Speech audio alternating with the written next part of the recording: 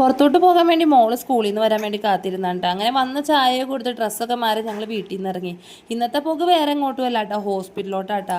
ഈയിടെയായിട്ട് ഹോസ്പിറ്റൽ പോക്ക് സ്ഥിരം സന്ദർശനമാണ്. ഒന്നല്ലെങ്കിൽ വേറൊരാൾക്ക് വേണ്ടിയിട്ട് ഡെയിലി പോക്ക് തന്നെയാണ്. അങ്ങനെ ഇന്ന് പോകുന്ന തത്തേനെ കാണാൻ വേണ്ടിയിട്ടാണ് കേട്ടോ. ഞങ്ങളുടെ കുടുംബത്തിലോട്ടേ പനിയും കൊണ്ട് വന്നത് അനീത്തിയ. അവൾക്ക് കിട്ടിയതും അവൾ എനിക്ക് നേരെ പകുതി തന്ന്. അവൾ പണ്ടേ മോലെ അങ്ങനെയാണ്, ഷെയറിങ് ഈസ് കെയറിങ് എന്നാണല്ലോ, എന്ത് കിട്ടിയാലും എനിക്ക് തരും. അങ്ങനെ വണ്ടി പാർക്ക് ചെയ്ത് ഞങ്ങൾ അവിടെ ഹോസ്പിറ്റലിൽ എത്തിയിട്ടാ.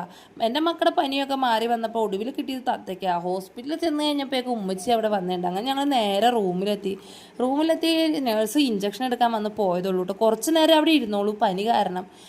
അപ്പം മോല് പപ്പി ആകെ ഡെസ്പിലാണ് കേട്ടോ. ചോദിച്ചപ്പോൾ പറഞ്ഞ എനിക്ക് വീട്ടിൽ പോവണ്ട, എനിക്ക് തത്തയുടെ കൂടെ ഇരുന്നാൽ മതി, കുറച്ച് നേരം കൂടി കാണണമെന്ന്. നല്ലേമ്മ ഇരിക്കുമ്പോൾ രണ്ടും കൂടി തലതല്ലി പൊളിക്കണ പാർട്ടീസാണ്. ഇപ്പോൾ അതേ ഒരാൾ കിടപ്പിലായപ്പോൾ അടുത്താക്ക് പറ്റൂല കേട്ടോ. അങ്ങനെ വീട്ടിൽ വന്നിട്ടും കരച്ചിലൊന്നും നിർത്തണില്ല, ഭയങ്കര ബഹളമായിരുന്നു. എനിക്ക് തത്തയുടെ അടുത്ത് പോകണമെന്ന് വേണ്ട. ലാസ്റ്റ് നാളെ കൊണ്ടുപോകാന്നൊക്കെ പറഞ്ഞ് ഒരുവിധമൊക്കെ സമാധാനിപ്പിച്ചിരുത്തി. അപ്പോൾ ഇത്രയേ ഉള്ളൂ, ബായ്.